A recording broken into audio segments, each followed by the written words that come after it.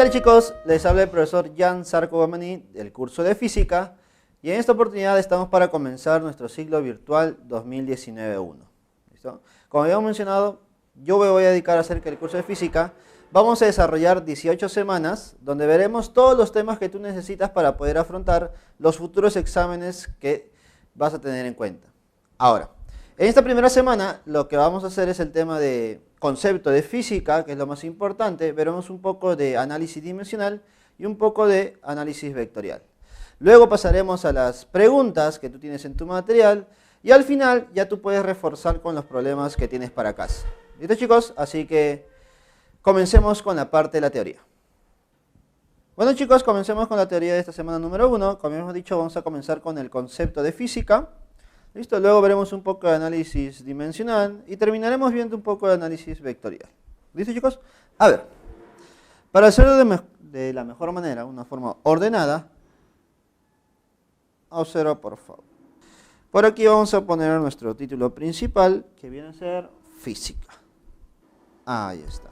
Entonces, comienza la pregunta, ¿no? ¿Qué es la física, no? Entonces, bueno, algunos dirán, profe, el curso de física cuando llevaba en el colegio no era uno de los que más me agradaba, ¿no? Me imagino que algunos dirán, bueno, física, no fui muy bueno en física, no me gusta física, es uno de los cursos que más odio, podríamos decir, ¿no? Pero la idea es que en estas 18 semanas que vamos a estar juntos, podemos interactuar acerca del curso.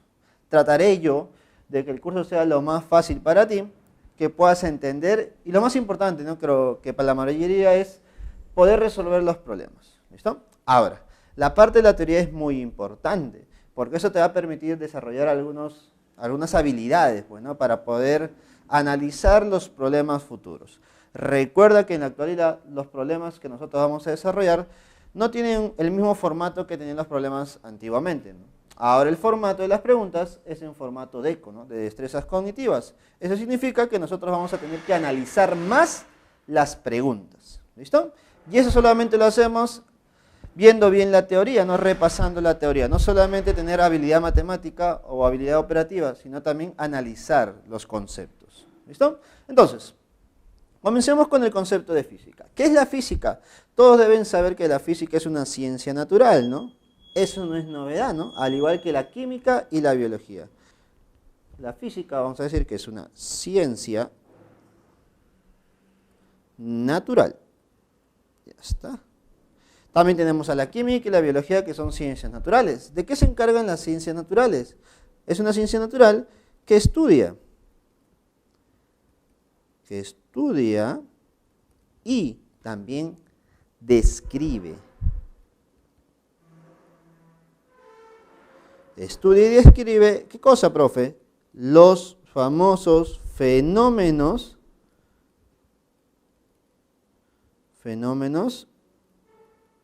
naturales.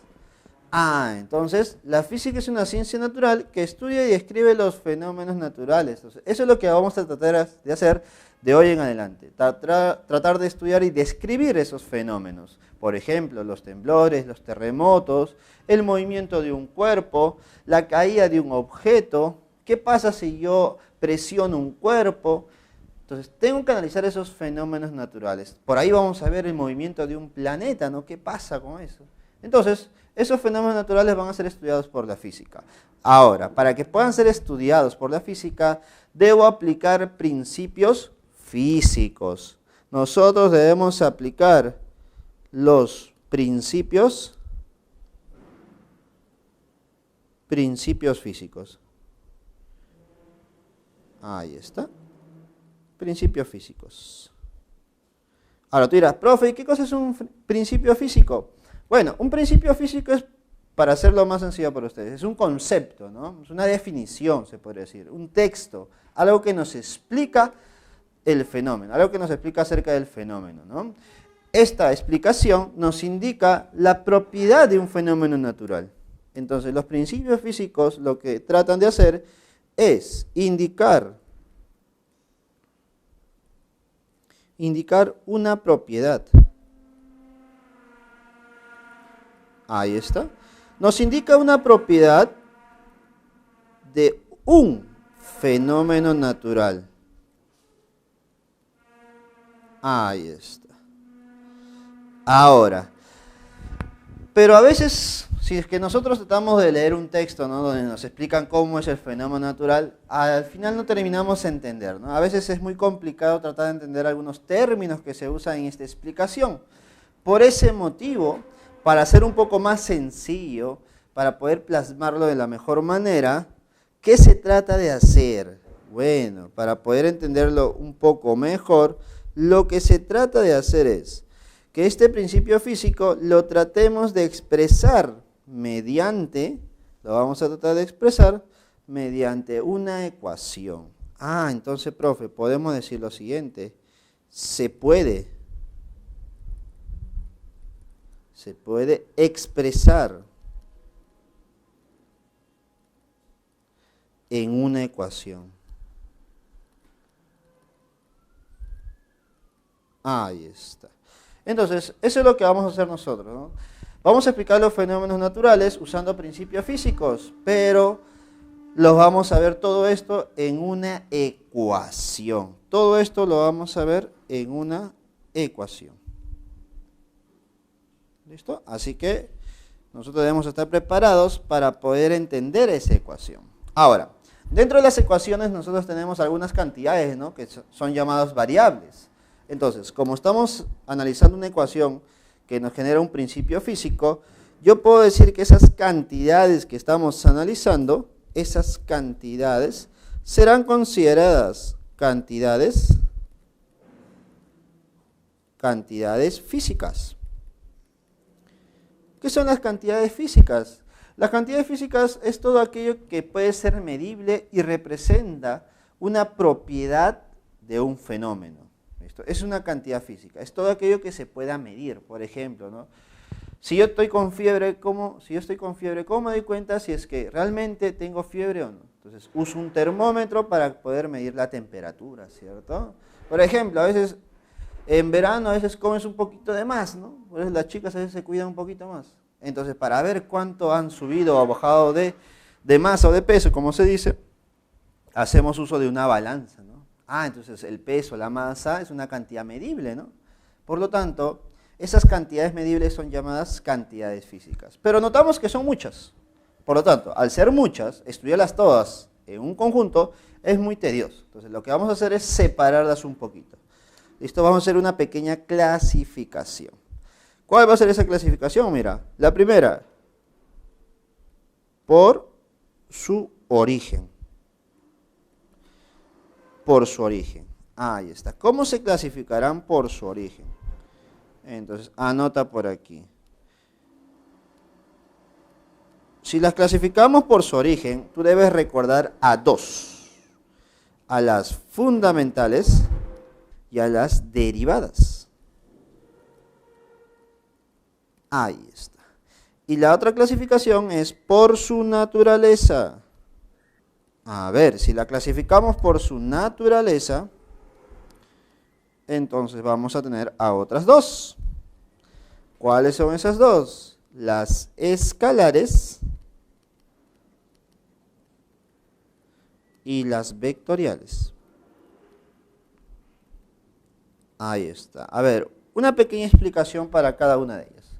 Fundamentales, ¿no? Como su nombre lo dice, fundamental, principal, las más importantes.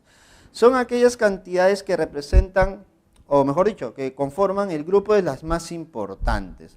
Según el Sistema Internacional de Medida, el SI, se consideran 7 magnitudes fundamentales. ¿Ya está? Entonces, esas son las fundamentales, las más importantes. ¿Listo?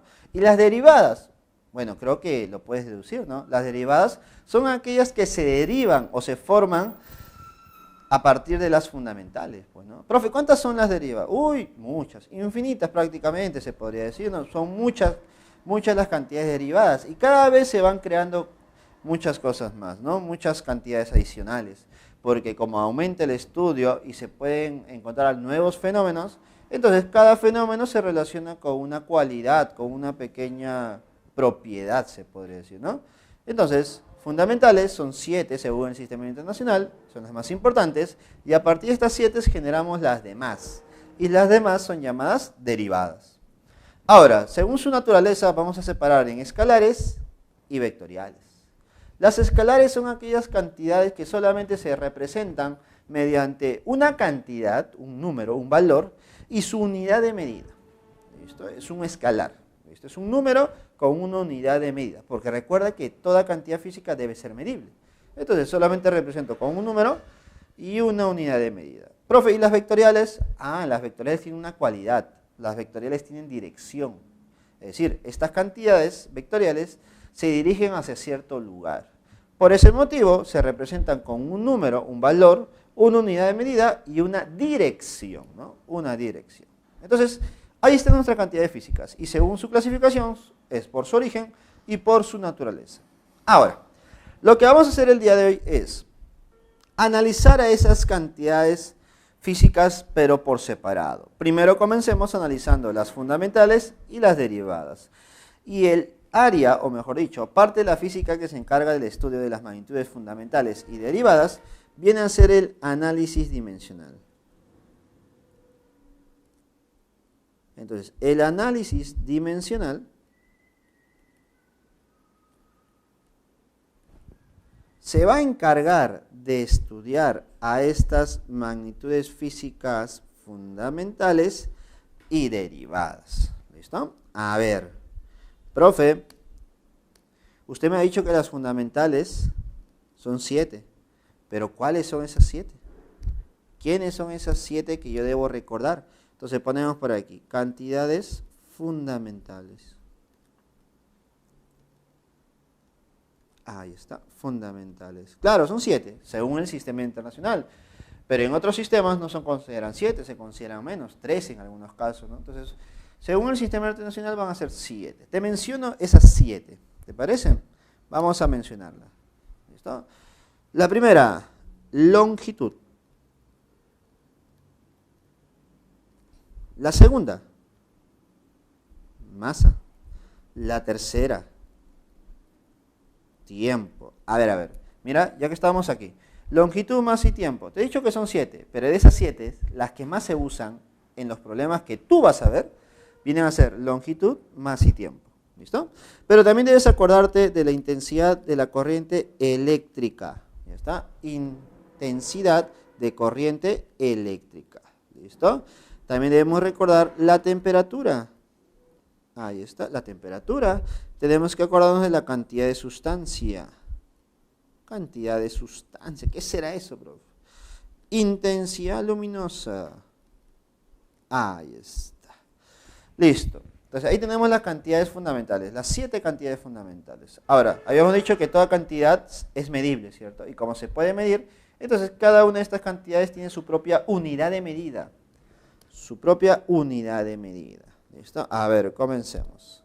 Unidad de medida para la longitud, profe. ¿Cómo se puede medir la longitud? A ver, la longitud yo lo puedo medir en centímetros, metros, kilómetros, decímetros, hectómetros. ¿Te das cuenta? ¿Te acuerdas de esas unidades medidas de longitud? Sí.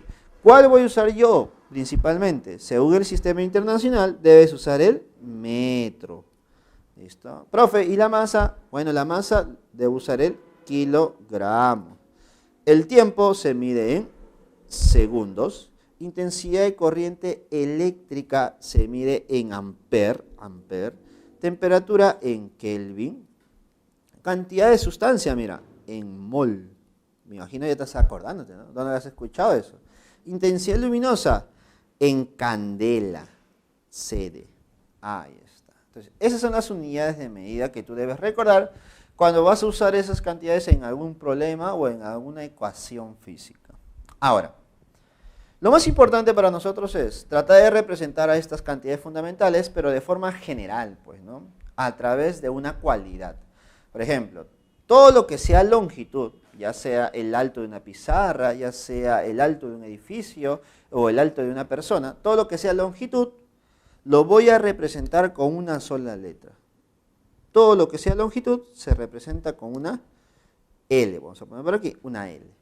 Todo lo que sea masa lo represento con una M. Ahí está, una M. Todo lo que sea tiempo con una T.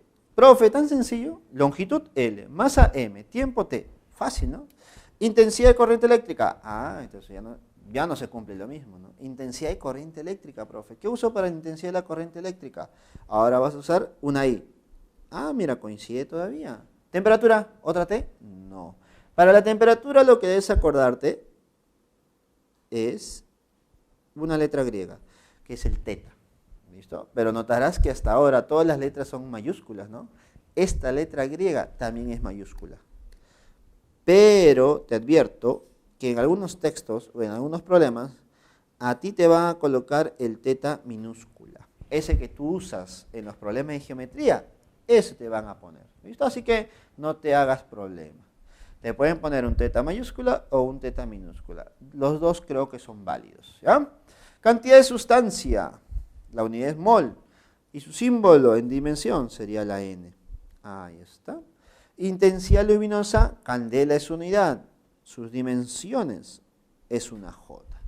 ¿Listo, chicos? Entonces ya tenemos las dimensiones de las cantidades fundamentales. Esas dimensiones es la que me importa el día de hoy.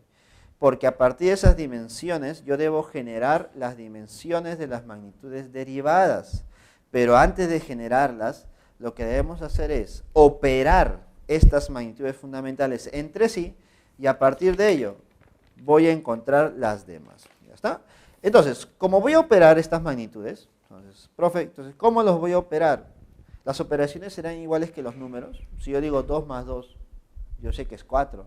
Pero si te digo L más L, será 2L. Entonces, date cuenta que en el análisis dimensional, las operaciones que tú conoces de suma y resta, multiplicación y división, no necesariamente son las mismas. ¿Listo? Mira, por aquí te hablo un poquito de esto. Si yo tengo la longitud y tengo otra longitud, lo que me sale al final, según lo que tú conoces, sería 2 veces L, ¿no? L más L es 2 veces L. Pero esto no se cumple, chicos. Porque si L es una longitud y el otro L es otra longitud, tu resultado sigue siendo longitud. Ah, excelente. Profe, y si fuera L y le resto L, ¿qué estás haciendo aquí? Restando longitudes. Y si yo resto longitudes, ¿el resultado sigue siendo una longitud? Claro que sí. ¿Ya está? Ahora, profe, ¿qué pasaría si yo multiplico L por L? ¿Saldrá L? No, no, no, ten cuidado. Si es longitud por longitud, entonces al final, ¿cuánto será? Longitud al cuadrado. Profe, ¿y si es longitud entre longitud? Ah, sería 1, porque longitud entre longitud, tu resultado al final será 1. Entonces, podemos decir que las propiedades de suma y resta no se cumplen aquí.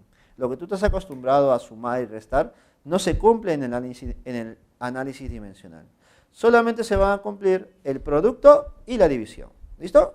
Espero que haya quedado claro, porque ahora voy a poner la notación que vas a usar para poder operarlos. ¿Listo? Entonces, lo borramos por aquí y ponemos la notación de nuestras operaciones. Entonces, ¿cuál será la notación que nosotros vamos a usar? La notación que vamos a usar para poder representar o operar o generar las derivadas va a ser la siguiente. Mira, voy a usar los famosos corchetes. Cuando yo pongo corchetes, ¿listo? Lo que voy a tratar de hacer es analizar dimensiones. Y si dentro de esos corchetes hay una cantidad, X por ejemplo, entonces yo puedo decir que esto se lee dimensión de X. O ecuación dimensional de la cantidad X. ¿Listo? Entonces, esa es la notación que nosotros debemos usar. ¿Ya está? A partir de esa notación, nosotros vamos a generar la ecuación dimensional. Ecuación dimensional. Ahí está. ¿Qué forma tendrá una ecuación dimensional? Bueno, a ver, entonces, por aquí voy a anotarlo. Una ecuación dimensional es analizar las dimensiones de una cantidad y esta cantidad se puede representar en función de las fundamentales. Esas fundamentales sería L, puede ser M, puede ser T, puede ser intensidad de corriente eléctrica, puede ser temperatura, puede ser cualquiera de esas 7, ¿no? Ahora, tú dirás, profe, ¿se puede representar con L? ¿Y por qué no con L cuadrado? No, ¿por qué no con L cubo? ¿Por qué no con M a la cuarta? O T a la menos 5, o T a la menos 3, o T a la menos 1. Entonces, se representan en función de L, M, T y todas las dimensiones que tú ya conoces, pero con ciertos exponentes, con cierta potencia, que puede ser una potencia A, una potencia B o una potencia C. Y eso es lo que nosotros debemos encontrar, pues, ¿no? Los exponentes de las ecuaciones dimensionales. Y esa es la pregunta de muchos problemas. ¿Listo? Así que ya tenemos la notación y ya tenemos la forma de nuestras ecuaciones. Ahora, para poder ya operar y comenzar a generar las derivadas, nosotros debemos tener las reglas del juego, ¿no? Es decir, las propiedades. ¿Cuáles son las condiciones o propiedades de operación? Propiedades. A ver, comencemos con esta propiedad, que es la más conocida, creo yo. La propiedad del número, dimensiones de un número. A ver, profe, habíamos dicho que las cantidades físicas son las que tienen dimensiones. Y si yo te hablo de un número no representa una propiedad, por lo tanto, no es una cantidad física. Entonces, ¿un número tendrá dimensiones? No tiene, profesor, no tiene dimensiones. Por lo tanto, algo que no tiene dimensiones, ¿cómo lo represento? Con el número 1. Entonces, si tú por ahí encuentras un número o una cantidad que no tenga dimensiones, entonces lo representamos con un número 1. Recordar que estas cantidades que no tienen dimensiones también se llaman adimensional. Ya está. Es una cantidad adimensional o un número simplemente. Ahora, nosotros, ¿cómo nos vamos a encontrar a esos números? A ver, te doy unos casitos particulares. Por ejemplo, quiero dimensiones del -8. Profe, el 8 es un número y -8 también sigue siendo un número. Por lo tanto, sus dimensiones es 1. Profe, ¿qué pasaría si quiero las dimensiones de seno de 40? Profe, se ha confundido. ¿Cuánto vale seno de 40? ¿Tú sabes cuánto vale seno de 40? ¿No conocen el seno de 40? Bueno, yo tampoco lo conozco, pero no hay ningún problema. Tú sabes que seno de 40 o seno de cualquier ángulo o seno de cualquier valor te genera al final un resultado numérico, ¿cierto? Es decir, al final te sale un número. Por lo tanto, las dimensiones de un número es 1, profe. Profe, y si fuera tangente, secante, cosecante, coseno, sigue siendo un número. Por lo tanto, sus dimensiones es 1. ¿Y qué pasaría si estoy en el curso de álgebra y trabajamos con logaritmos, ¿no? Imagínate, ¿no? Logaritmo es 7, profe, logaritmo es 7. Logaritmo nunca me ha gustado, pero no importa, porque tú sabes que el logaritmo de un número, ¿qué genera? Otro número. Por lo tanto, las dimensiones del logaritmo, ¿cuánto será? 1. Y me imagino que por ahí te habrás encontrado con esta letra, con este símbolo, o este otro símbolo. Ya está.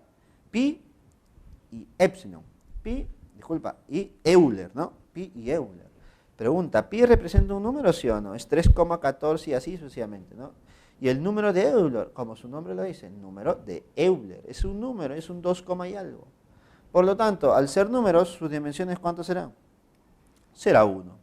Entonces, esta es una de las propiedades más importantes porque nos permite reducir algunas expresiones nada más. Entonces, continuemos con otra propiedad. Siguiente propiedad. La propiedad del producto. ¿Qué pasaría si yo tengo dos cantidades, X y Y, que se multiplican? Por lo tanto, lo que puedo hacer es separarlas. Tendría dimensiones de X por dimensiones de Y. ¿Qué pasaría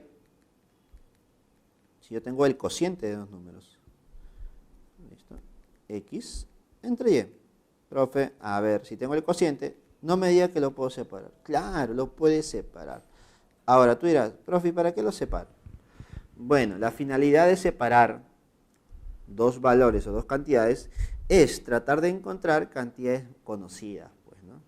Por ejemplo, capaz al separar se separa en longitud y se separa en temperatura. Entonces, por separado ya es conocido, pero juntos no, pues, ¿no?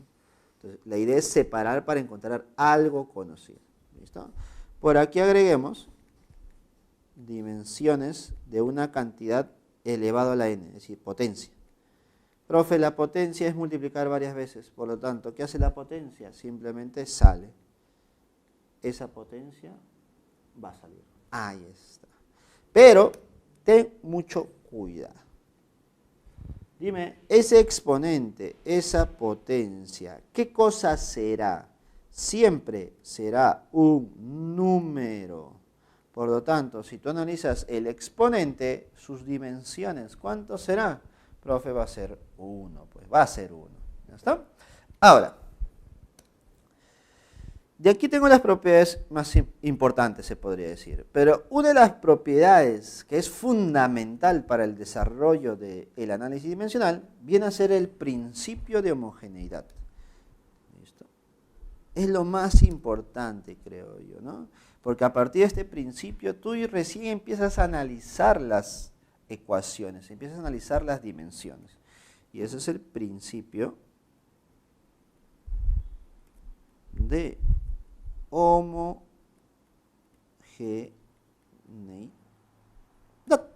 Homogeneidad. Ya está. ¿Qué es el principio de homogeneidad? ¿O cuándo se cumple? Que es lo más importante, ¿no? El principio de homogeneidad se va a cumplir cuando una ecuación se cumple en un fenómeno natural. Cuando una ecuación se usa para poder representar un fenómeno natural o para poder explicar un fenómeno natural. ¿Listo? Lo bueno es que los problemas que nosotros vamos a ver, todas las ecuaciones deben cumplir, ¿cierto? Porque si no, no habría una operación. A menos que sea una pregunta de verdadero y falso, ¿no? Y te pongan una ecuación y te digan, ¿se cumple el principio o no se cumple? Pero es otra cosa, pues, ¿no? Entonces, el principio de homogeneidad se cumple cuando la ecuación explica un fenómeno natural. ¿Listo? Ahora, las ecuaciones que nosotros nos podemos encontrar pueden ser muy diversas, ¿no? Pueden tener senos, tangentes, logaritmos, pi, números, expresiones algebraicas, infinidad de formas. Pero una de las sencillas para poder analizar es, ¿qué pasaría si dos cantidades A y B se suman? Y el resultado es igual a la resta de dos cantidades, C menos D. Entonces, comenzamos el análisis. Profe, si yo tengo A más B, dos cantidades que se suman, para que se puedan sumar dos cantidades, ¿qué se debe cumplir? Dime, ¿yo podría sumar 2 kilogramos de arroz con 5 litros de leche? 2 kilogramos de arroz con 5 leche. No, profe, no. Pero ¿qué pasaría si compro 2 kilogramos de arroz con 8 kilogramos de papa? Entonces, los resultados son en kilogramos, por lo tanto sí los puedo sumar, ¿cierto?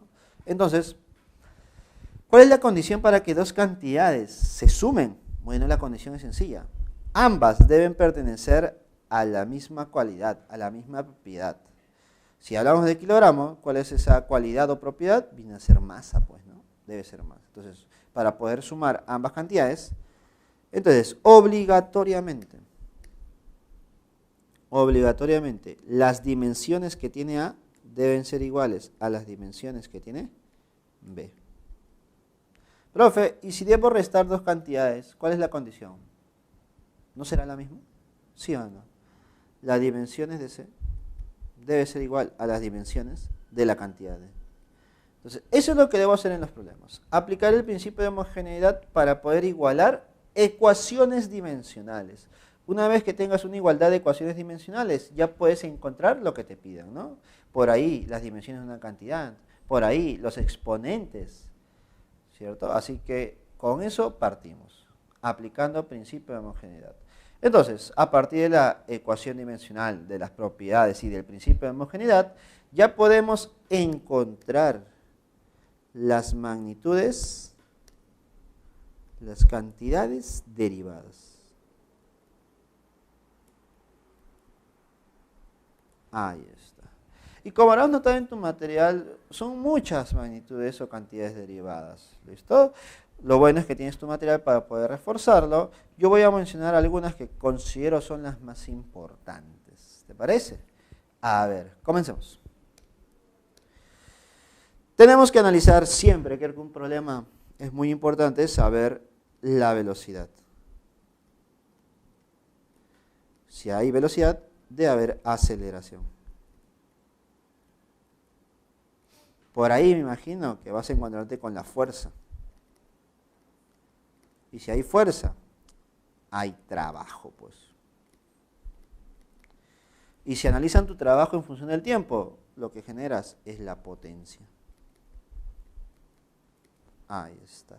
Y por aquí podemos agregar también a la presión.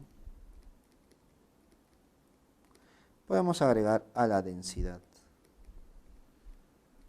Y así podemos ir encontrando muchas más cantidades, ¿cierto? Claro que sí. Ahora, de estas cantidades, ¿cuáles serán sus dimensiones? A ver, te las menciono. Para la velocidad, las dimensiones serían L por t a la menos 1. Para la aceleración, L por t a la menos 2. Para la fuerza, M, L, t a la menos 2.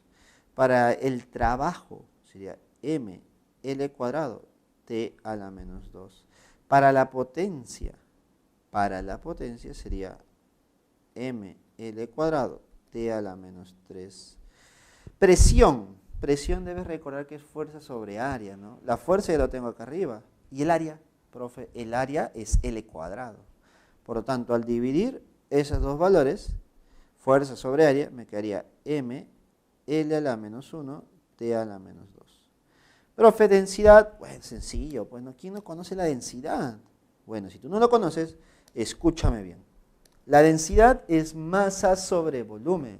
La masa es un M, volumen L cubo. Pero como va a subir, sería L a la menos 3.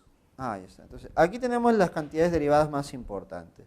Por ahí debes recordar el área, ¿no? Que es L cuadrado, el volumen, que es L cubo, tal vez, ¿no? La velocidad angular, ten cuidado, ¿eh? No te confundas con la velocidad lineal. Velocidad angular, que es T a la menos 1, y aceleración angular, que es T a la menos 2. ¿Ya está? Ahora, no puedo terminar esta teoría de análisis dimensional sin decirte algo. Hay magnitudes físicas que son diferentes, ¿listo? Magnitudes físicas que son totalmente distintas, pero que tienen las mismas dimensiones. ¿Listo? Tienen las mismas dimensiones. Y una de las más importantes que tú debes recordar es... ¿Quién es? Es el trabajo. Porque el trabajo, la energía y el calor son magnitudes físicas distintas, pero que tienen las mismas dimensiones. Así que eso es muy importante, ¿no? Tal vez es un problema, lo que analizas es energía. Y tú dirás, profe, ¿energía no me ha dicho? No, sí, te he dicho. Mira. La energía tiene las mismas dimensiones que el trabajo. Y como el trabajo es ml cuadrado t a la menos 2, ya sabes cuánto es la energía. Y el calor también. ¿Listo, chicos? Entonces, con esto hemos terminado la teoría de análisis dimensional. Ahora lo que nos faltaría ver es la parte de análisis vectorial. ¿Listo, chicos? Y con eso ya estamos listos para los problemas. ¿Listo, chicos? Continuemos con la teoría y ahora veremos la parte de análisis vectorial. Nuevamente vamos a hacer una pequeña separación para poder tener toda la información de manera ordenada. Análisis vectorial. ¿Listo? Vaya pensando, ¿no? ¿Qué es el análisis vectorial? A ver, ¿qué es el análisis vectorial? ¿Qué analiza? ¿Qué estudia el análisis vectorial, no? A ver, alguno dirá, profe, el análisis vectorial estudia los vectores. Capaz tú dirás, profe, ¿esa es la definición? No. Nos confundimos un poquito acerca de eso. ¿Listo? Los vectores se analiza dentro del campo de las matemáticas. El análisis vectorial lo que hace es describir, estudiar a las magnitudes o cantidades físicas vectoriales. ¿Listo? Eso es lo que hace el análisis vectorial. Estudia y describe las magnitudes físicas vectoriales. Ahora, para poder representar esas magnitudes físicas vectoriales, nosotros hacemos uso ¿de quiénes? De los vectores. ¿Ya está? Pero es cosa distinta, tengan cuidado. El análisis vectorial analiza las magnitudes físicas vectoriales, pero para poder explicar o representar esas magnitudes, hacemos uso de los vectores. ¿Listo? Ahora, ¿qué es un vector, no? Un vector es un ente matemático, es una figura, una figura matemática que nos indica la dirección de una cantidad. ¿Listo? O también podemos decir que los vectores viene a ser un segmento de una recta con dirección, es decir, un segmento de recta dirigido. A ver, ¿cómo sería eso, profe? Entonces, para poder entenderlo mucho mejor, mira lo que tenemos por aquí. Imaginemos que esta es una recta.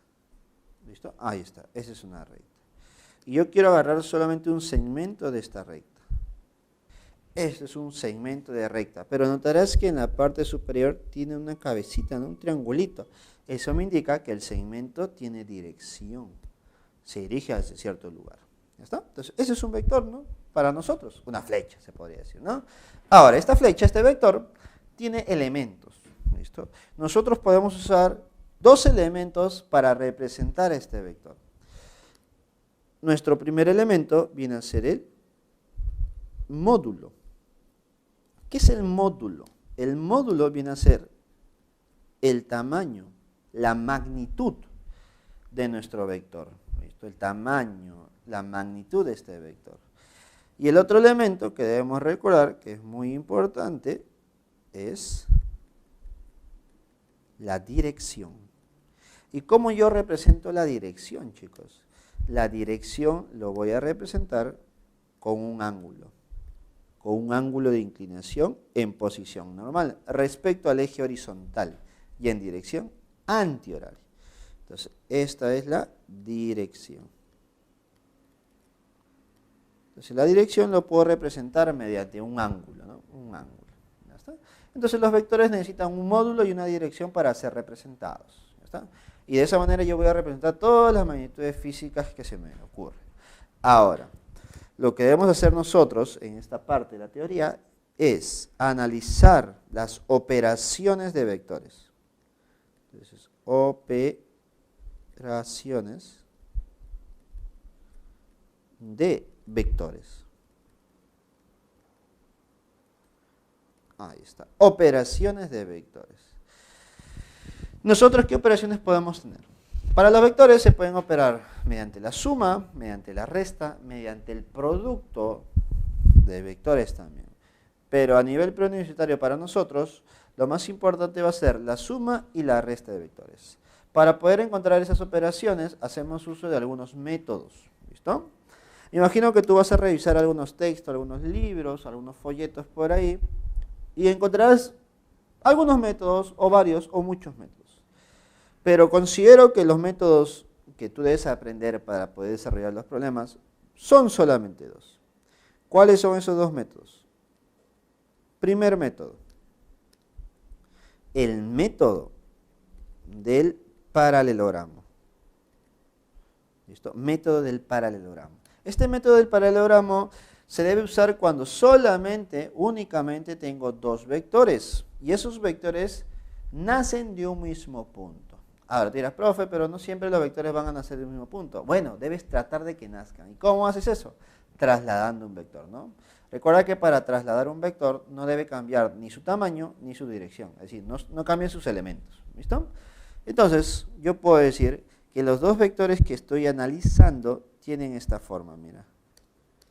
Tienen esta forma. Tienes al vector A y tienes al vector B. Ahí está, vector A y vector B. Y notarás que cuando nacen de un mismo punto, entre estos dos vectores se forma un ángulo. ¿Listo? Un ángulo entre los dos vectores. Ahora, ¿qué hago? Voy a trazar una recta paralela al vector B y una recta paralela al vector A. Ahí está. Y lo que he formado es un paralelogramo. En este paralelogramo voy a trazar las dos diagonales. Pero mira, ojo, ojo, observa, mira lo que voy a hacer. Primera diagonal, desde el punto donde se unen esos dos vectores hasta el vértice opuesto. ¿Listo? Este vector que he formado representa la suma de los vectores, suma vectorial. Y a esa suma vectorial también se le conoce como resultante. ¿Ya está? Pero notarás que nuestro paralelogramo tiene otra diagonal. ¿Listo? A esta otra diagonal, si la trazo de esta forma, va a representar la diferencia. Ahora, tú dirás, profe, pero si yo resto dos vectores, puede ser A menos B y también puede ser B menos A. Pero aquí viene el análisis, pues. Mira, si yo formo ese vector desde B, desde la cabecita de B hasta la cabecita de A, entonces esta diferencia sería A menos b. Pero si voy desde a hasta b, bueno, ahora sería b menos a. ¿Listo? Entonces ya tenemos la diferencia entre dos vectores. Entonces, hemos representado la suma y diferencia de los dos vectores. Pero lo más importante es encontrar el valor, el módulo, la magnitud de esos dos valores, de la resultante y de la diferencia. Por lo tanto, vamos a considerar lo siguiente. Si tú quieres saber cuánto es el valor de la suma de dos vectores, es decir, la magnitud de la resultante, o si quieres saber cuánto es el valor de la diferencia, es decir, la magnitud de la diferencia, acuérdate de estas dos ecuaciones, mira. Para la resultante, para la suma, sería raíz del primer valor al cuadrado más el segundo valor al cuadrado. Como es suma, sería más 2 veces el producto de los vectores, es decir, sus magnitudes, por el coseno del ángulo θ, el ángulo de separación. Y para la diferencia es muy similar. Primero al cuadrado más el segundo al cuadrado, pero ahora es menos 2 veces el primero por el segundo por el coseno del ángulo. ¿Te das cuenta? Entonces ya tengo cómo encontrar el valor, la magnitud, el módulo de la resultante y de la diferencia. Y a partir de esta formulita podemos tener algunos casos particulares que tú vas a encontrar en los problemas. ¿Listo? Así que va a ser muy importante. Y además te va a permitir reducir un poco la operación del problema. Y eso es lo que tú necesitas, pues, ¿no? Reducir el tiempo de operación. No solamente practicando, sino también analizando algunas situaciones particulares. ¿Listo? Entonces ponemos por aquí. Casos particulares. ¿Qué pasaría si yo tengo un vector y otro vector, pero ambos vectores tienen el mismo valor, el mismo módulo, la misma magnitud, y el ángulo entre ellas es 60 grados? A ver, profe, entonces si yo aplico el método del paralelogramo, algo así, yo formaría la resultante de esta manera. Entonces la pregunta es, ¿esa resultante qué valor tendrá? Si son iguales en magnitud y el ángulo es 60, entonces el del medio, esa resultante sería el mismo valor m, pero por raíz de 3. ¿Te parece? ¿Listo? ¿Y qué pasaría si tengo un vector y otro vector de la misma magnitud, pero ahora el ángulo entre ellas es 120? Bueno, si el ángulo es 120, mira lo que tendríamos. Si el ángulo es 120, ahora el valor de la resultante sería simplemente m. ¿Listo? Entonces mira, no necesitas operar, mira. De frente podemos aplicar este caso particular, ¿no? Nos permite reducir mucho tiempo. ¿Listo? Pero tenemos otro caso más. ¿Qué pasaría? Nuevamente tengo dos vectores del mismo valor, pero ahora el ángulo, ¿cuánto es? 90 grados. Es decir, son perpendiculares. Entonces, si yo trazo las paralelas, la figura que he formado, ¿qué cosa es? Es un cuadrado, pues, ¿no? ¿Listo? Entonces, en este cuadrado voy a trazar la resultante. Por lo tanto, esta resultante tiene un valor de m raíz de 2. Entonces, esos son los tres casos particulares más importantes. Pero lo que te voy a mencionar a continuación también es muy, pero muy importante. ¿Por qué? Mira, ¿qué pasaría si tengo dos vectores y el primer vector tiene un valor de a y el segundo vector tiene un valor de b? Y esos dos vectores son perpendiculares. ¿Ya está? Son perpendiculares. Entonces, trazo las paralelas, y la figura que formo ahora no es un cuadrado, pues ahora es un rectángulo. Entonces, al ser un rectángulo, mira, yo trazo la diagonal, ahí está, la resultante, y esta resultante, ¿qué valor tendrá? Mira, la resultante, el valor que tiene sería, aplicando Pitágoras, es decir, raíz de a al cuadrado más b al cuadrado. ¿Listo? De esta manera vas a formar el valor de la resultante. ¿Listo? Entonces, estos casos particulares son muy, pero muy importantes, chicos. Van a ser muy pero muy importantes. ¿Listo? Ahora, este es nuestro primer método, que es el método del paralelogramo. ¿Listo? A continuación, vamos a mencionar el método del polígono.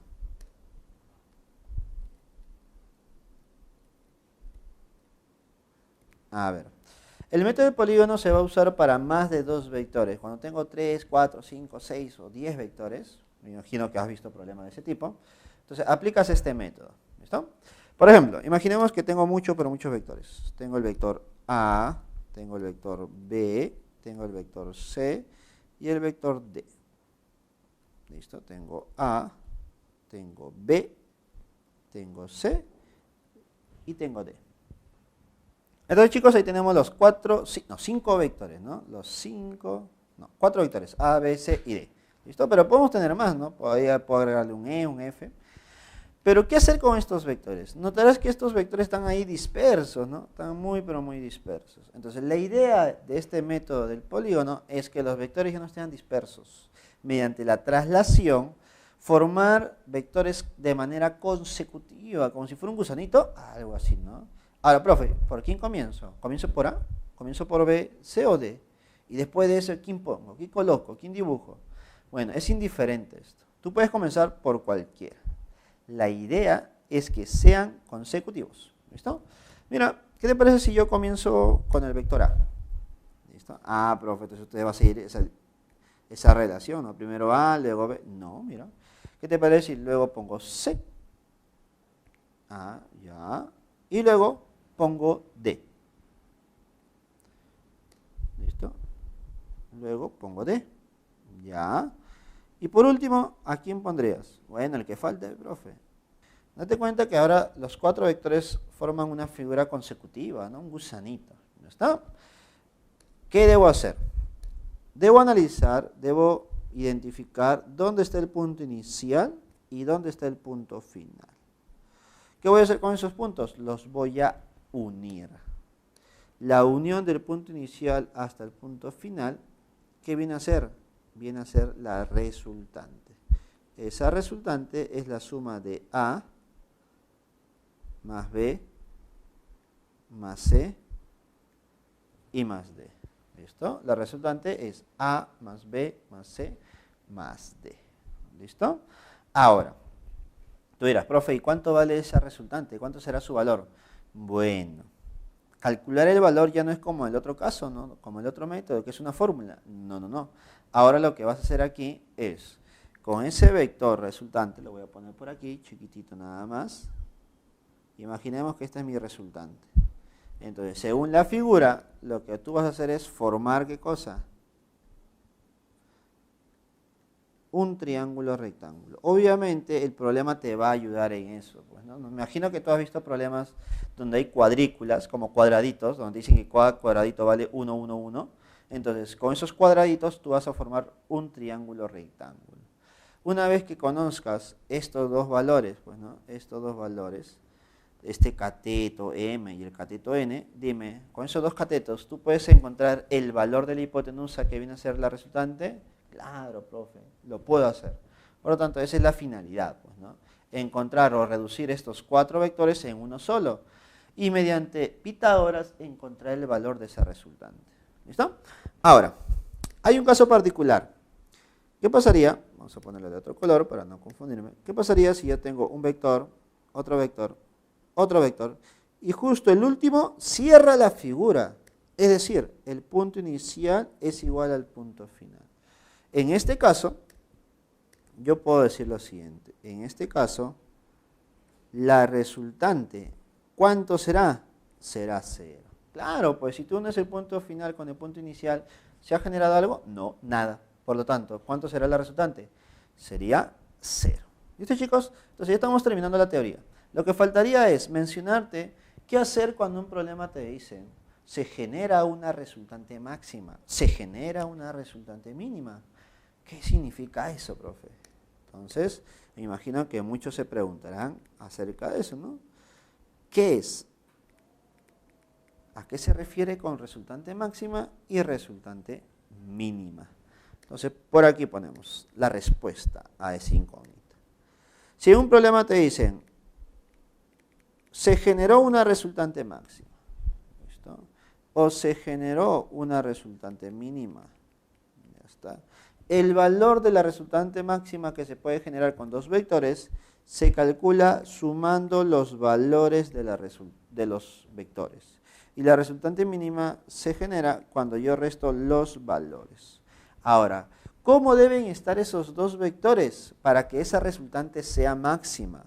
Bueno, para que la resultante sea máxima, los dos vectores deben tener la misma dirección. Si uno va a la derecha, el otro también. Por lo tanto, en este caso, al ser la misma dirección, generan una resultante máxima. Entonces, creo que ya puedes analizar qué pasaría si la resultante es mínima, ¿no? Si la resultante es mínima, entonces los dos vectores deben tener direcciones opuestas, direcciones contrarias. Si uno va a la derecha, el otro va hacia la izquierda. Así que esto creo que es muy importante porque en algunos problemas te mencionan, ¿no?, el concepto de resultante máxima y resultante mínima. Así que creo que es importante recordar, ¿no? Claro que sí. Entonces, chicos, con esto hemos terminado la teoría del día de hoy. Así que nos quedaría resolver los problemas ya conociendo esta teoría. Listo, chicos. Bueno, chicos, hemos visto la parte de la teoría de esta semana número 1. Ahora lo que nos queda es resolver los problemas que tenemos dirigidos para clase. Comencemos. Bueno, chicos, luego de haber visto la teoría, comencemos con estos problemas de la primera semana. Problema número 1, primera pregunta de verdadero o falso. Dice lo siguiente. En relación al Sistema Internacional de Pesas y Medidas, es decir, Sistema Internacional de Medidas, indique la verdad o falsedad de las siguientes proposiciones. Primera proposición, chicos, dice lo siguiente. Existen 7 cantidades fundamentales en el sistema internacional, es decir, en el SI. Y creo que en base a lo que hemos visto en la teoría, eso es correcto, ¿sí? Según el sistema internacional, se va a dividir en fundamentales y derivadas. Dentro de las fundamentales tenemos a 7 cantidades. Le ponemos por aquí.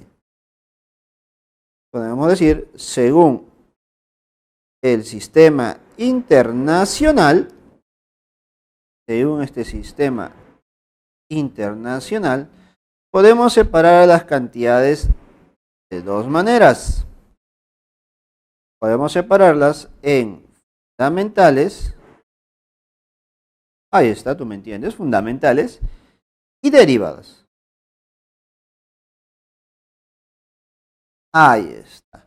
Ahora, recordando un poquito de la teoría, ¿no? Tú sabes que las fundamentales son las principales, ¿no? Las que no dependen de otras. En cambio, las derivadas, como su nombre lo dice, ¿no?, derivan ¿de quiénes? Derivan de las fundamentales. Entonces, a partir de las fundamentales, yo genero las derivadas. Dentro de las fundamentales, y según el sistema internacional, se consideran 7 cantidades. ¿Listo? Pero dentro de las derivadas, son demasiadas, son muchas cantidades, ¿no? Usualmente en una clase no se puede tocar todas las magnitudes derivadas, son demasiadas, son extensas. Lo único que te tengo que decir es que en base a la teoría hemos visto las más importantes, las más recurrentes, las que tú vas a ver en los problemas. Por lo tanto, la primera proposición, existen 7 cantidades fundamentales en el sistema internacional, obviamente eso es verdadero. Eso es verdadero. Segunda proposición. La temperatura no es una cantidad fundamental. Pero, profe, la temperatura no es una cantidad fundamental. Si no es fundamental, debe ser derivada, ¿cierto? Entonces, yo te pregunto, ¿cuáles son esas 7 magnitudes derivadas? Recordemos, a ver, tú mismo repítelo. Una de las primeras era la longitud, ¿cierto? Longitud. Otra sería la masa. Otra más, el tiempo. Por ahí estaba la intensidad de la corriente eléctrica. También tenemos, aquí más, cantidad de sustancia. Cantidad de sustancia, ¿no? Tenemos, ¿a quién? La intensidad luminosa. Y obviamente la que nos faltaría y completar el grupo de 7 sería la temperatura termodinámica. O simplemente temperatura. Por lo tanto, la temperatura no es una cantidad fundamental. Eso es falso. Sí lo es. Sí es una magnitud fundamental. Tercera proposición. La fuerza es una cantidad fundamental del sistema internacional. Chicos, ya mencioné las fundamentales. Dime, en esas 7 que he mencionado, ¿se encontraba la fuerza? No se encontraba la fuerza. Por ese motivo, la fuerza no será una fundamental. ¿Qué es la fuerza? Una cantidad derivada. Por lo tanto, la tercera proposición también es falsa. Si la primera es verdadera y las dos últimas son falsas, la clave donde se encuentra esa secuencia sería la A, ¿no? Verdadero, falso. Entonces, chicos, una pregunta sencilla, solamente para recordar la parte de la teoría, ¿no? La parte principal de la teoría. Entonces, chicos, continuemos con el siguiente problema. Listo, nos encontramos con el problema número 2. Notarás que es un problema de análisis dimensional, ¿no? A ver, ¿qué dice este problema? La ecuación que se muestra es la rapidez terminal de una partícula de masa m y de diámetro d, que cae dentro de un líquido debido a la aceleración de la gravedad g. La ecuación es dimensionalmente homogénea, donde dimensiones de n, o de nu, o en este caso me le ponen una n claramente, es igual a m mayúscula, l a la menos 1 y t a la menos 1. Determine x menos y. Profe, ¿qué cosa es x menos y? ¿Qué cosa es x y qué cosa es y? Notarás que en esta expresión que nos dan, x y y son exponentes, por lo tanto son números. Y si yo resto 2 números, me sale otro número. Por eso mis claves todos son números, ¿no? 0, 3, 1, 2 o 4. Para saber la diferencia entre x y y, debo analizar esta ecuación. Ahora, me dicen que esta ecuación nos permite calcular la rapidez terminal de una partícula cuando está dentro de un líquido. Entonces, te permite analizar una situación real, te permite analizar un fenómeno de la física.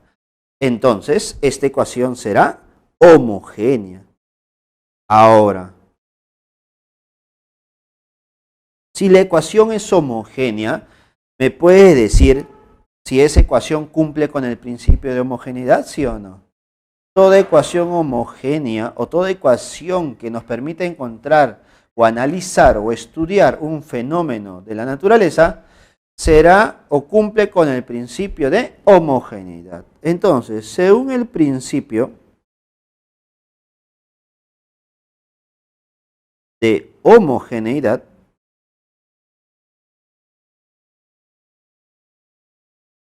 ahí está, según el principio de homogeneidad, podemos decir lo siguiente, que las dimensiones de v, que será la rapidez terminal, es igual a las dimensiones de toda la expresión que está a la derecha, donde está m a la x, está g a la y, está 3pi, está d y está n. ¿Ah? Obviamente el problema me dice qué representa cada cosa. ¿No? Profe, pero toda esta expresión es muy compleja, ¿no? Me se están multiplicando, hay potencia, hay un pi, pero debes recordar, ¿no? Cuando la expresión es un poco compleja, lo que debo hacer es poder aplicar las propiedades para que se puedan separar. Entonces, aplicando las propiedades diremos lo siguiente. Acompáñame, mira. Comienza tú también. Si yo separo, aplico las propiedades, tendría que separar dimensiones de m y el exponente sale, ¿no? Tendría dimensiones de g y el exponente sale. Tendría las dimensiones de 3pi. Lo puedo separar también, pero como 3 y pi son números, lo puedo juntar en uno solo. Dimensiones de d y las dimensiones de n. ¿No? Ese es tu primer paso. ¿Para qué? Para aplicar el principio de homogeneidad. Luego, el siguiente, creo yo, es simplificar, reducir las dimensiones de los números. Por ejemplo, 3pi es un número. Por lo tanto, se elimina, ¿cierto? Se va. Y ahora, de la expresión que me queda, ¿qué puedo hacer yo? Bueno, reemplazar sus valores, reemplazar las dimensiones. Por ejemplo, dimensiones de v, que es rapidez, tú ya sabes que es L por t a la menos 1. Y esto es igual a dimensiones de m. Ten cuidado, ¿eh? Muchas veces me he encontrado con jóvenes donde dicen, profe, dimensiones de m. ¿M qué será? Masa. ¿Necesariamente es masa? Va a depender del problema. Por favor, no te vayas a confundir, ¿eh? No te vayas a emocionar con un problema. Profe, si aparece una m es masa, si aparece g es gravedad, si aparece una d es distancia. No necesariamente. Siempre revisa la información de tu problema. Según este problema, la m efectivamente es masa. Por lo tanto, sus dimensiones sigue siendo m. Y esto elevado a la x. Profe, g. ¿Qué cosa es g? Según el problema, g es gravedad. Y sus dimensiones sería L por t a la menos. Recuerda que todo está elevado a la y. Sobre dimensiones de d. ¿Qué cosa es d? Según el problema, es el diámetro de la partícula. Si es un diámetro, es una longitud. Y si es una longitud, sus dimensiones es L. Por dimensiones de n, hasta donde n tiene unas dimensiones de m, L a la menos 1, t a la menos 1. ¿Te das cuenta? Mira lo que he hecho, solamente he reemplazado. Ahora lo que me queda es una operación algebraica, una expresión algebraica donde debo operarlo. Obviamente tú ya sabes el formalismo matemático para poder reducir esto. Entonces simplemente lo aplicamos, mira, observa. L por t a la menos 1. Lo que yo aconsejo es algo. Nunca pases los términos de un lado a otro. Cuando te piden exponentes, por favor, nunca lo hagas. Preferible trabajarlo como está.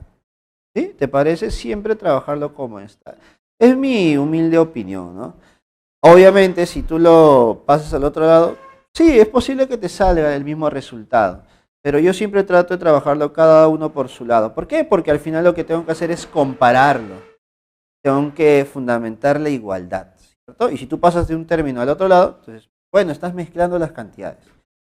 Entonces, lo dejo tal como está. Tendríamos m a la x y ese exponente que es y, bueno, reparte a los dos, ¿no? L a la y, t a la menos 2. Sobre, mira, date cuenta de algo. Aquí ya puedo operar un poquito más. L y L a la menos 1. Dime, ¿sí o no que se van? Claro, profe, se van, se reduce un poquito, mira. Y me queda m por t a la menos 1. ¿Ah? Entonces, continuando con la operación. Sigamos. Vamos a operar. Tendríamos lo siguiente. Tendríamos un L por t a la menos 1. Igual. Aquí debo juntar, mira. El m a la x está dividiendo entre el m que está abajo. Recuerda que ese m que está abajo tiene un exponente 1. Por lo tanto, ese exponente pasa a restar arriba. Ahí está. Ahora, siguiente sería L, ¿no? L a la y solito. El siguiente, mira. T a la menos 2y. Profe, pero el t de abajo, ¿cómo influye? Bueno, este t está a la menos 1.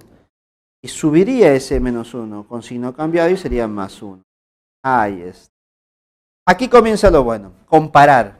No es complicado, pero siempre es importante saber qué hacer, ¿no? Mira, tú vas a comparar término a término. Si a la derecha hay un m, a la izquierda también. Si a la derecha hay un l, a la izquierda también. Si a la derecha hay un t, a la izquierda también.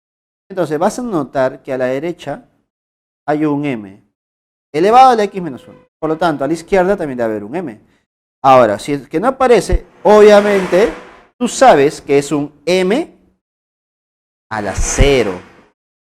Comparo esos dos. Mi primera comparación, mira.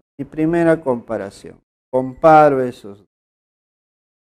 Al comparar tendríamos lo siguiente. El exponente 0, que está a la izquierda, debe ser igual al exponente x menos 1. De aquí, ¿qué cosa obtengo? De aquí voy a obtener que x es igual a 1, ¿cierto? Ya está. Ya tengo x, me falta y. Debo seguir comparando. Por aquí a la izquierda tengo un L a la 1. Por aquí a la derecha tengo un L a la y. Por lo tanto, comparo exponentes. Exponente de la izquierda, 1. Exponente de la derecha, y. Entonces, tú mismo eres. Dime cuánto vale y. Y claramente es el valor de 1. Y según el problema, ¿qué me están pidiendo? Por lo tanto, x menos y es igual a 1 menos 1. Y eso es 0. Y la respuesta sería la clave A. Ah, bien, chicos. Listo, chicos, continuemos con el problema número 3. Y dice lo siguiente. La ecuación que se muestra es la fuerza F que actúa sobre una partícula esférica de masa m y de diámetro d. ¿Te das cuenta? Es muy parecido al problema anterior, ¿cierto? Muy parecido. Esto ocurre cuando se mueve dentro de un líquido de viscosidad n. N era la viscosidad, mira, qué importante saber eso. Donde las dimensiones de la viscosidad es m, l a la menos 1, t a la menos 1. Y v es la velocidad, determine x más y. Determine x más y. Profe, ¿este problema no es muy parecido al anterior? Claro, es casi lo mismo. Es casi lo mismo. La diferencia es que esta ecuación nos permite encontrar la fuerza sobre el cuerpo. En el problema anterior, la ecuación nos permitía encontrar la velocidad límite. Pero el procedimiento es casi similar, ¿no? Esta ecuación me permite encontrar la fuerza sobre el cuerpo. Por lo tanto, podemos decir que esta ecuación es homogénea. Profe, ¿y si es homogénea, qué se cumplía? Si una ecuación es homogénea, cumple con el principio de homogeneidad. Y si esta ecuación cumple con el principio de homogeneidad, mira lo que puedo hacer. Dimensiones de f a la izquierda debe ser igual a las dimensiones de pi por d a la x, n, v a la y. Ahí está. Y como tú ya tienes un poco más de práctica, notarás que lo que voy a hacer a continuación ya es conocido. Es separar todas las cantidades. A ver, si separo todas las cantidades, ¿cómo sería? Dimensiones de pi, dimensiones de d elevado a la x, dimensiones de n, por dimensiones de v elevado a la y. ¿Te das cuenta? He aplicado las propiedades. He separado cada una de estas cantidades. Ahora, acuérdate, ¿qué debemos hacer ahora? Profe, si ya lo separamos, eliminamos números, eliminamos dimensiones de los números. Profe, claramente noto que el número que debo eliminar sería pi. Chao, se va pi. ¿Y ahora qué hacemos? Una vez que hayas eliminado todos los números, ¿qué hacemos? Simplemente reemplazamos los valores, reemplazamos las dimensiones. Por ejemplo, si es fuerza, tú sabes que las dimensiones de la fuerza es m, l por t a la menos 2. Claro que sí. Y esto debe ser igual a las dimensiones de d, sabiendo que d es diámetro, es una longitud, y sus dimensiones es l, elevado a la x, por dimensiones de n, que es la viscosidad, y ese es m, l a la menos 1, y t a la menos 1, por las dimensiones de v, que es l por t a la menos 1. Date cuenta que todo esto está elevado a la y, ¿cierto? Ahí está. Sigo, ¿no? Sigo operando, creo yo. Vamos a operar. Vamos a operar un poquito, a ver. Sería m, l, t a la menos 2, igual. Trato de juntar los m y los l, ¿no? Por aquí un m. Por aquí todavía tengo, mira, l a la x y l a la menos 1. Sería x menos 1. Y t a la menos 1. Ah, no te olvides, ¿eh? El paréntesis, todavía nos falta operar. Sería l a la y, t a la menos 1. Ahí es. Ahora todo lo que nos queda es un poco de álgebra. Mira lo que voy a hacer. Ahora sí voy a terminar de juntar todos los valores. M, L, T a la menos 2. Igual a M, bueno, te queda igualito. L a la X menos 1 más Y. Ya está. T a la menos 1 menos. Y comparo, pues. Voy a comparar. Profe, M con M. Profe, no hay nada que analizar, pues se pueden ir, son iguales, ¿cierto? No hay ningún X, no hay ningún Y. Que no me complicó la vida. Con los L's. Ahí está. A ver, tú me vas a decir. Díctame. El L que está a la izquierda, ¿qué exponente tiene? Profe, tiene 1. Y el L que está a la derecha, ¿qué exponente tiene? X menos 1 más Y. Ahí está. ¿Y aquí qué cosa puedo obtener? A ver, a ver, a ver. Tú eres hábil, astuto y sagaz, notarás que desigualdad X más Y. ¿Cuánto vale? Profe, a ver, este menos 1 pasa al otro lado, sería. Claro, efectivamente. X más Y vale 2. Mira, pero ¿te has dado cuenta que de frente encontré mi respuesta? El problema me pide X más Y. X más Y vale 2. Pero ¿qué pasaría si el problema te hubiera dicho encontrar X y encontrar Y? Te faltaría una ecuación más, ¿no? Para determinar cuánto es el valor de X y cuánto es el valor de Y. Y dime, ¿lo podemos encontrar? Yo creo que sí. T a la menos 2 debe ser igual a T a la menos 1 menos Y. Dime, ¿de ahí lo podríamos encontrar? Claro, creo que sí, profe. ¿Eh? A ver, menos 2 es igual a menos 1 y menos Y. A ver, haz un cálculo rápido y notarás. Dime, ¿cuánto es Y? A ver, profe, si yo opero esta ecuación, porque es una ecuación lineal, ¿cuánto valdría Y? Bueno, Y valdría 1. Profe, ¿y si Y vale 1? Bueno, efectivamente, X también vale 1. Ahí es.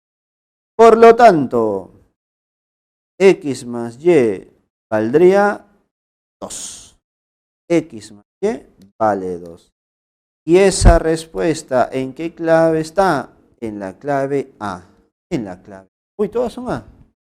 Va en la clave A. Problema número 3, clave avión. Y chicos, continuemos. Bueno chicos, tenemos el problema número 4 y notarás que es una pregunta de análisis dimensional también, ¿no? A ver, ¿qué me dice este problema? La velocidad de propagación del sonido en un sólido está dada por la siguiente ecuación. V es igual a raíz de Y sobre ρ, donde Y es el módulo de Young y ρ es la densidad volumétrica. Determine las dimensiones del módulo de Young.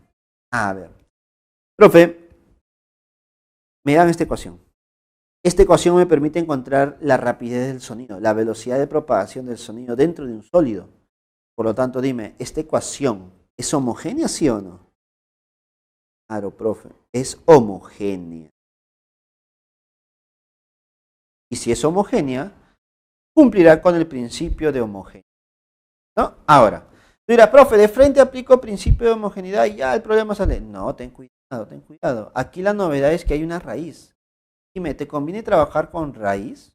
¿Te conviene trabajar con exponentes que tengan raíz? No, no, muy complicado puede ser. No es que sea tampoco imposible, pero debemos evitar las complicaciones. Los problemas se deben resolver rápidos, de una manera sencilla. No te compliques la vida con la parte operativa. Así que, si yo quiero eliminar la raíz, debo elevar al cuadrado. Y si elevo al cuadrado, me quedaría que v al cuadrado es igual a módulo de Young sobre ρ. Y si tú eres más hábil y eres astuto y sagaz, notarás que lo que me piden a mí es el módulo de Young. Y ese módulo de Young sería igual a rapidez al cuadrado por ρ. ¿Sí o no? Claro. Así que no te compliques la vida. Hay una raíz, eliminas. ¿Cómo? Elevando al cuadrado o elevando al cubo, depende de la raíz que tengas. Entonces, lo que tendré es una nueva ecuación. Y esta nueva ecuación sigue siendo homogénea.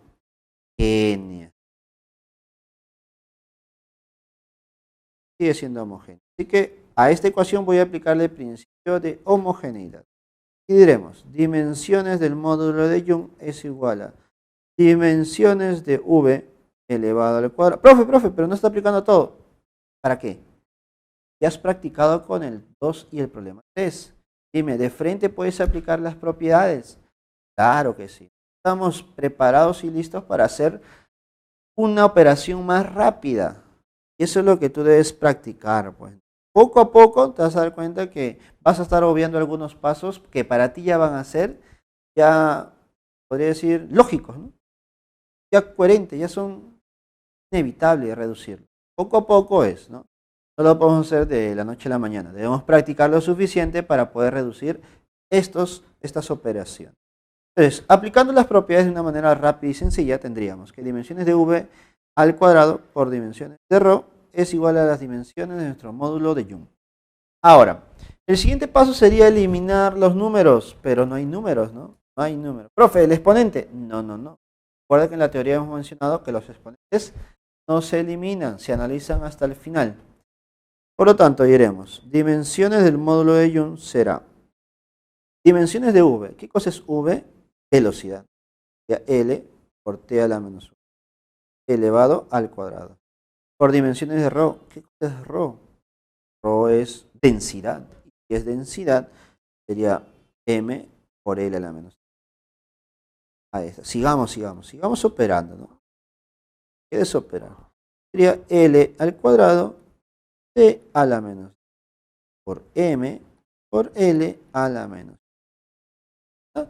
Tengo que operar todo eso. Fácil, profe. Fácil. Mira lo que hago. ¿Eh?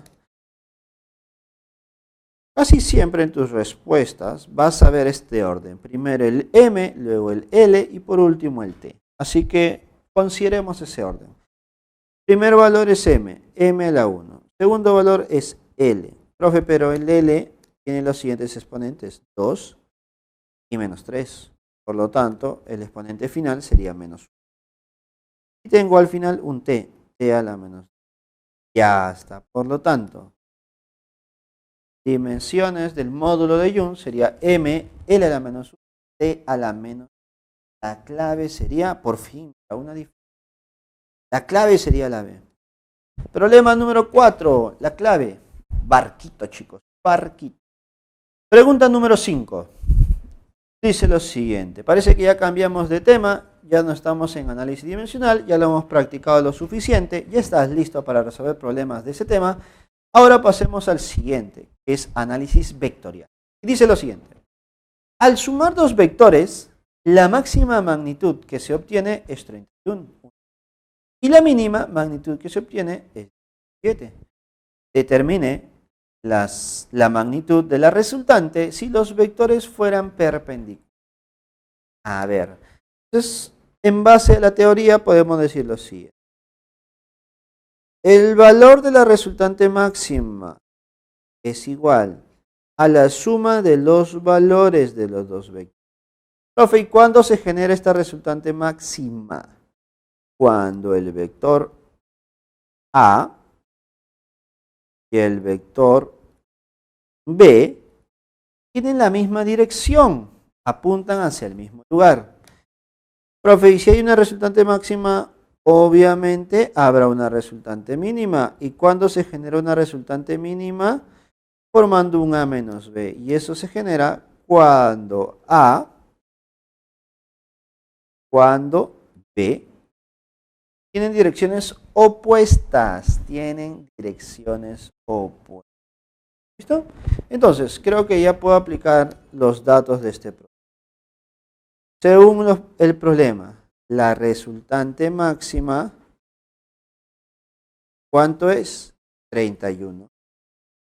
Y la resultante mínima es 17. Profe, ¿la resultante máxima no es cuando se suman los valores? Claro. ¿Y la mínima no es cuando se restan? Claro, efectivamente. Y dime, si tengo dos ecuaciones con dos incógnitas, ¿yo puedo encontrar el valor de cada una de ellas? Efectivamente. ¿Cómo lo vas a encontrar? Fácil, sumando. ¿Cómo que sumando? Mira, hazme caso nada. Hazme caso. Suma 31 más 17 es 48. Yo sumo A más B más A menos B. Dime, ¿cuánto me saldría? A ver, profe. Sumo A más B más A menos B. El B se iría, ¿no? El B se va, me quedaría 2 veces A. Entonces serían 2A. Entonces, de aquí, ¿cuánto vale A? Dime, ¿cuánto vale A? A sería 24. Profe, y si A vale 24, ¿cuánto vale B? A ver, recuerda que debe cumplirse, ¿no? A más B debe ser 31. Por lo tanto, B debe ser 7. Claro, entonces ya encontraste A y ya encontraste B. Pero esa no es tu pregunta. No te están preguntando cuánto vale A ni cuánto vale B. Te están diciendo lo siguiente. Determine la magnitud de la resultante de los vectores, es decir, de A y de B, cuando son perpendiculares. A ver, ¿Qué pasaría si aquí está A y aquí está B?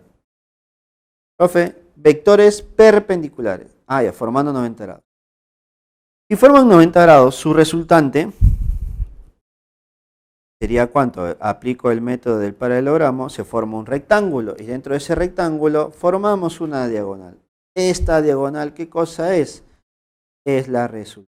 ¿Cómo se calcula el valor de la resultante? Como la raíz de A al cuadrado más B al cuadrado. Claro que sí. Dime, ¿tú ya sabes cuánto vale A? Claro. ¿Sabes cuánto vale B? Efectivamente. Por lo tanto, ¿ya puedes saber cuánto es la resultante? Sí, profesor.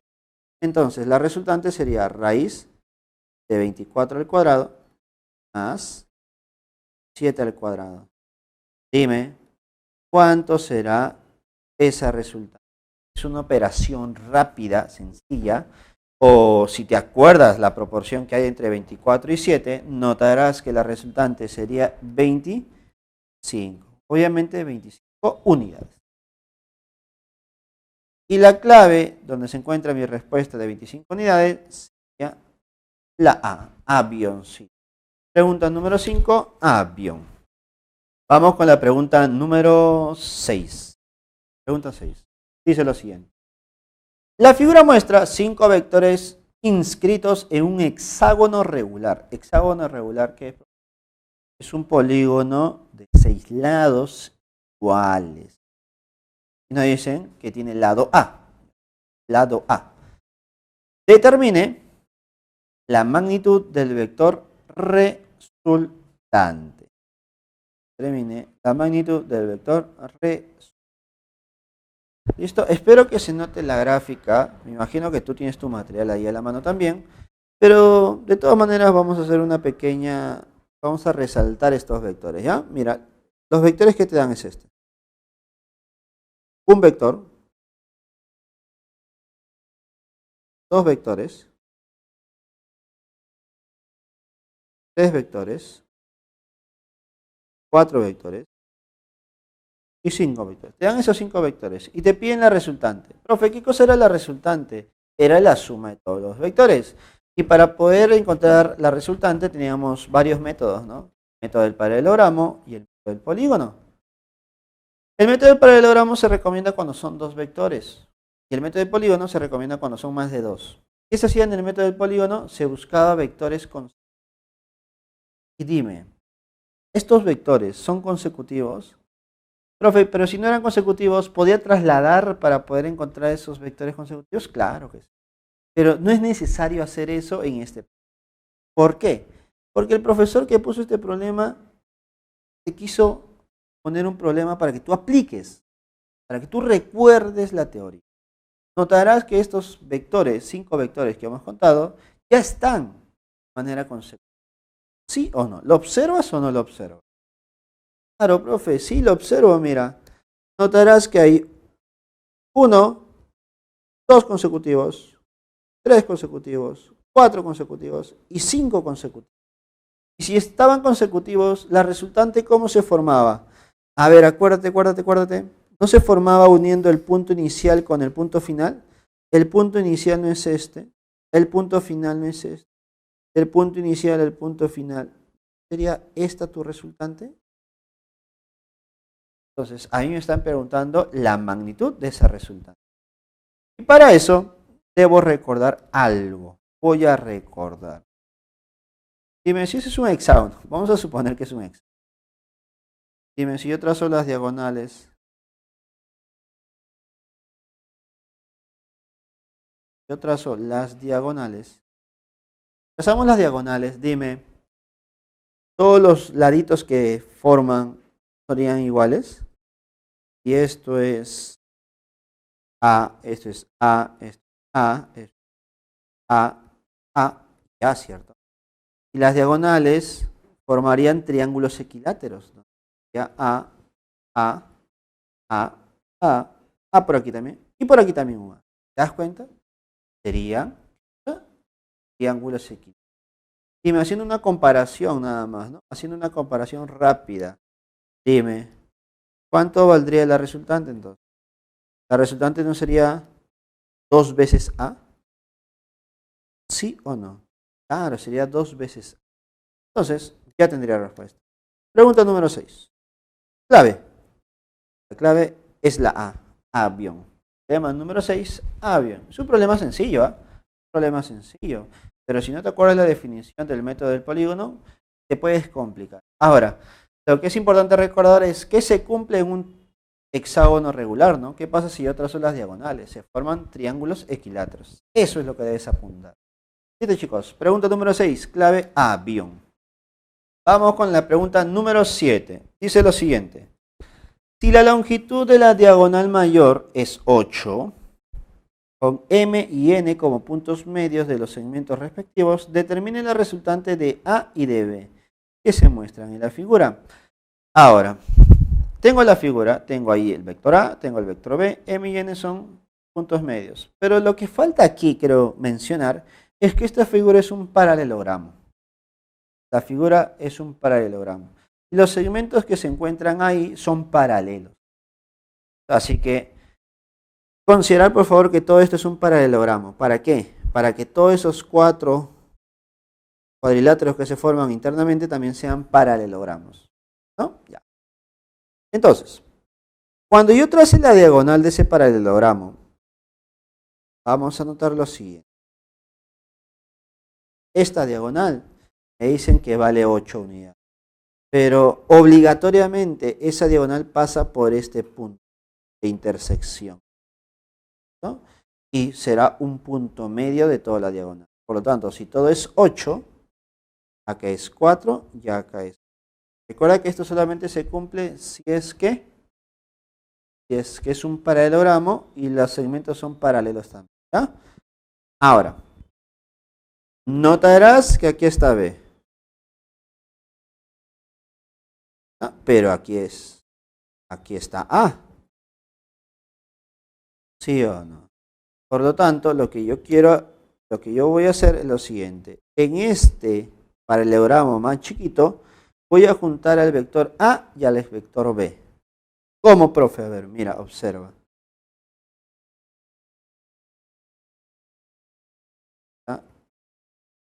Lo paralelogramo más chiquito. Aquí va a estar mi vector A. Ahí está mi vector A. Y aquí abajo va a estar mi vector. Profe, pero no estaba arriba. Dime, ¿qué cosa puedo hacer yo con esos vectores? ¿Lo puedo trasladar, sí o no? ¿Cuál es la condición para trasladar un vector?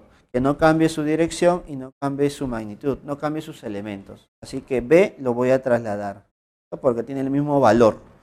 La dirección no ha cambiado.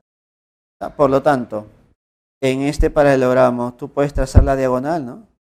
Dime, ¿y esta diagonal no era la resultante? ¿Sí o no?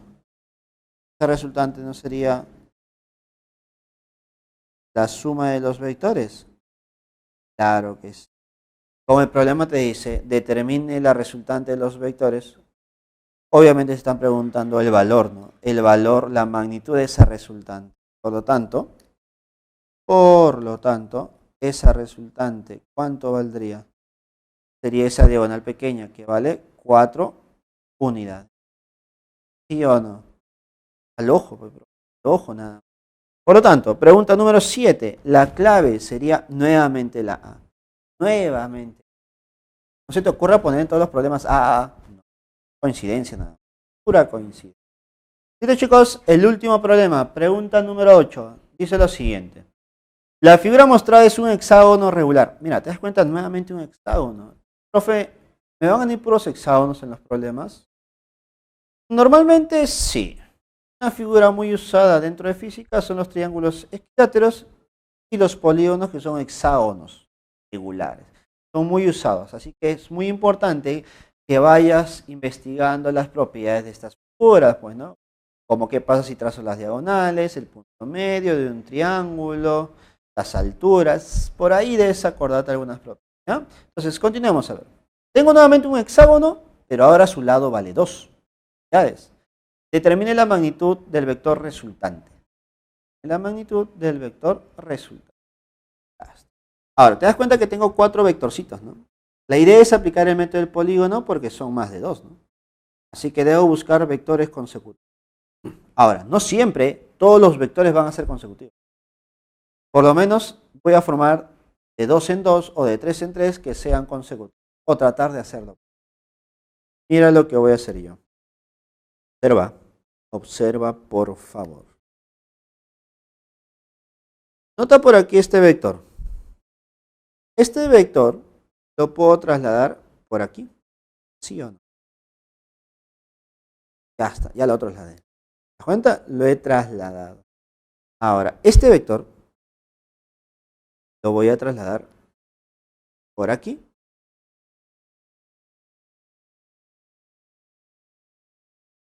Ahí está. Lo he trasladado. Así que mi nueva figura, ¿cuál sería? Geográfico nuevamente hexágono. Sería algo así. A ver, voy a graficar nuevamente. Sería un vector por aquí. Por aquí. Un vector por aquí. Y otro vector. Ahí están los 4 vectores. ¿Qué te parece si hago esto? Estos 2 vectores son consecutivos. Y la resultante solamente de esos 2 no sería uniendo este punto inicial con este punto. ¿No sería este vector? Claro, profe, sí sería ese. Ahora dime, por abajo, ¿no puedo hacer lo mismo? Agarro este 1 y este 2 que son consecutivos. Y uno el punto inicial con el punto final. La resultante, ¿no sería este? ¿Sí o no? Claro. Por lo tanto, al final de los 4 solamente me quedan 2. ¿Cuánto valdría cada uno de ellos? Y para eso debes recordar que el lado del hexágono vale 2, vale 2, vale 2, vale 2, vale 2 por aquí, 2 también. Y a la hora de trazar las diagonales, dime, ¿esto no vale 2 también? ¿Y esto también vale 2? ¿Sí o no? Claro, profe, se forman triángulos equiláteros, 2 y 2. Por lo tanto, al ojo nada más, al ojo. A ver, tú mismo eres, no te confundas. ¿Ah? ¿La resultante cuánto será? ¿Será 4? ¿4? No, no. Cuidado, ¿ah? Dime, 2 y 2 es 4, pero ese es para uno solo. ¿Y el otro cuánto valdrá? Otros 4. Por lo tanto, dime, ¿no sería 8 unidades? Claro que sí. Ten mucho cuidado, ¿ah? Ten cuidado, no te vayas a emocionar. Siempre analizando lo que me queda. Entonces, al final la resultante sería 8 unidades. Y la clave estaría en la A, chicos. La clave está en... Listo, hemos podido reforzar la teoría con estos problemitas que tenemos. Ahora tú vas a reforzar todo lo que has visto el día de hoy con los problemas dirigidos para casa. Conmigo será hasta la próxima semana. Cuídense, chicos.